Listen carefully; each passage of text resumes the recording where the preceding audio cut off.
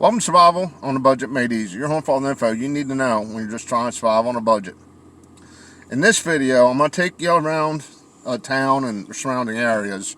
I have people that enjoyed the dead mall and that enjoyed the abandoned military base. Okay, so what we're going to do, I'm going to show you some things that are going on in this area. Some people ask why am I moving. Getting out of debt, cost of living's cheaper. There's more jobs in Indiana than in the area I'm living in. We're in the top 10 of unemployment in the country. So I'm going to go around and show you some of the stores that closed. I'm not going to mention their names. No, some people have had stores like 2-3 generations and, well, they had to close.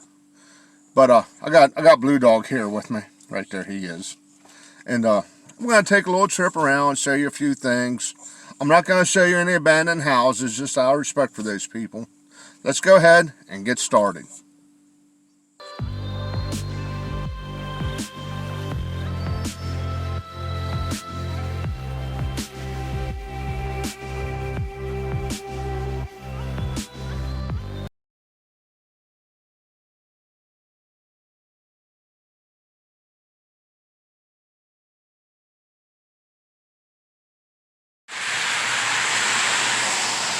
Okay, everybody, right here, this used to be a grocery store, and they had a little pizza shop in the back.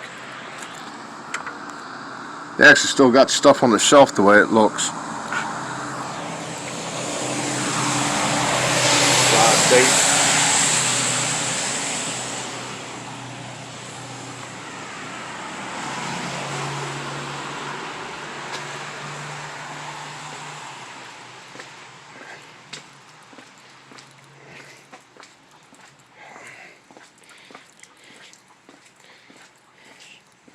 Now, I don't know if this is up for sale or rent or what's going on.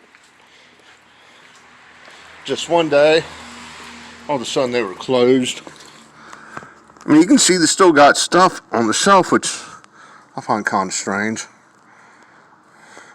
On the left of the counter is where the pizza shop used to be. It looks like they just up and left. I mean,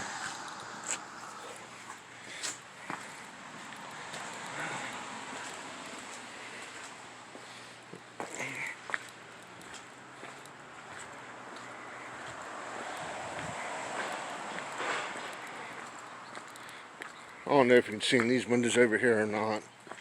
Years ago, they used to have like a little deli section and then make fried chicken. It was awesome. It really was. I think this used to be like a pickup window or something at one time too, but I'm not sure.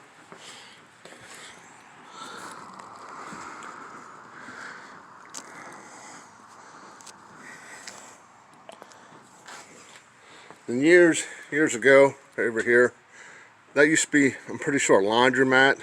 And somebody just like renovated the whole thing and turned it into a house.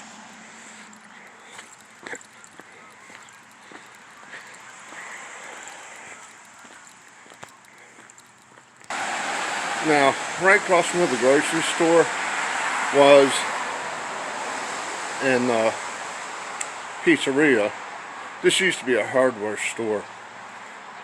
Now, I think they closed within a couple months of each other. I ain't sure if people are working in here today or not. Yeah, there's people in there working.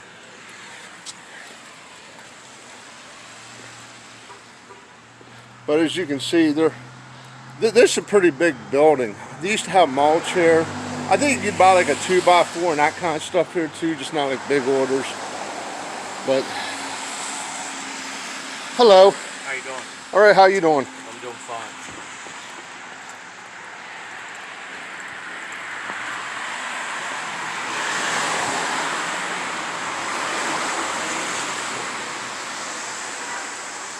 Looks like they're putting in. It's going to be a daycare and a craft store. Okay. The guy standing behind me that's actually doing the work, it's going to be a daycare and a craft store.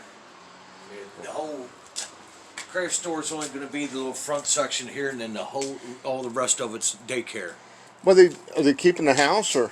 They're in the process of fixing it up and they're getting ready to rent it out. Thank you. No problem. Okay, there you got the scoop. Yeah, this house is actually connected to the people that own the hardware store own the house, and there's like a doorway in between them. Okay, let's go down to our next stop. Okay, right here is Fleetwood, York. Okay, gasket and seal. I think they just basically use it for storage. I'm not sure, but I think that used to be a shoe factory. And back here, this gray building used to be a shoe factory. And this, I think, used to be like a feed shop, but they pretty much renovated the whole thing, and now it's a dental office. But as you can see, jobs are just going downhill. Okay, this is a real interesting story. See this house right here. Now, if you look, you'll see hookups for water, sewer, electric, all the utilities. And you notice Blacktop Road. Now, these started with this house. It was a major builder in the area. There were supposed to be carriage houses where your garage is down below and your living's upstairs. Like down here's the garage, bedrooms and all that's up here. And they're supposed to go the whole way around over here. But they ended up scrapping that. I think the houses were going for around $2,000. I don't remember anymore.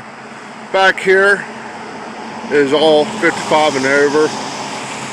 Over there used to be the library. I forget what it was before, but they moved that to the borough office building.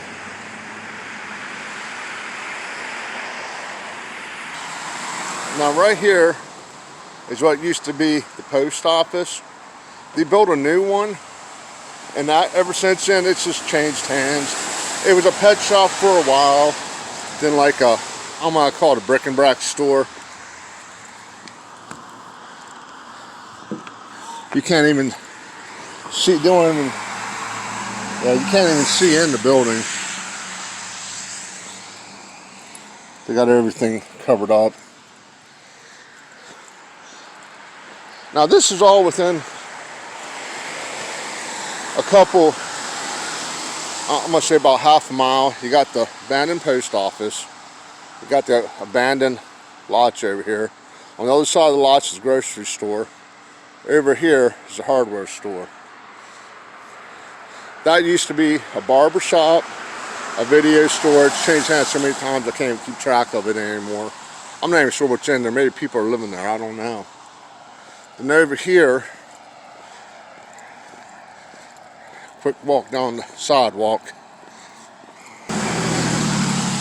This right here used to be a garage where they actually worked on your cars. But that's been long gone. I'm not even sure what's in here anymore. I think it's just used for car storage, to be honest. I'm really not sure. Now, one of the things that really killed this area was the internet. There's a book factory here. It used to employ a lot of people. I'd say probably half the towns worked there at one point or another, if not more. But due to the internet and like you get your books online, your Kindle, they've really cut back on employment. And the place has been bought and sold so many times. They used to actually name the street after the book factory, but it's changed names so many times you couldn't keep up changing all the signs. But we're just going to do a quick tour around the plant, and that way you can see how few employees there are now. And you can tell that by all the empty parking spaces. Now, I was in this building before, where those glass windows are we just passed, was like a lunchroom.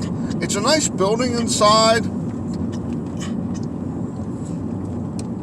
but it doesn't even look like there's a lunchroom there anymore.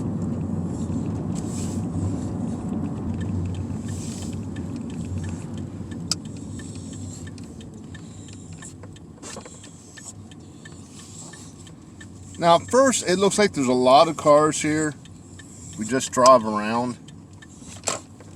But you'll notice how empty. I mean, half the parking lot, over half. I'm gonna say about 2/3 of the parking lot is empty now. And yes, they are working. You know, they're not off work. It's not lunchtime. Not everybody left for lunch. It's not the weekend. It's Tuesday afternoon.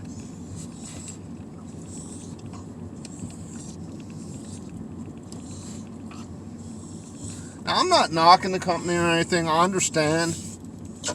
Book manufacturing is really not that big anymore.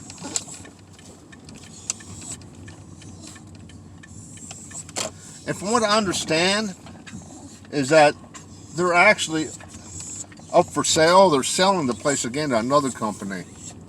This has been bought overseas. It's been bought by Canada. It's returned to the U.S. and it's up for sale again. Like I said, it's changed hands quite a few times. It's kind of sad the way one little factory can employ so many, and once it's gone, the whole town dies with it.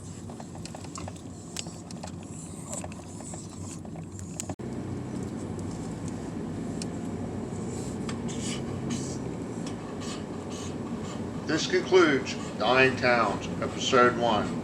Do me a favor, click that subscribe button. As always, thank you for watching.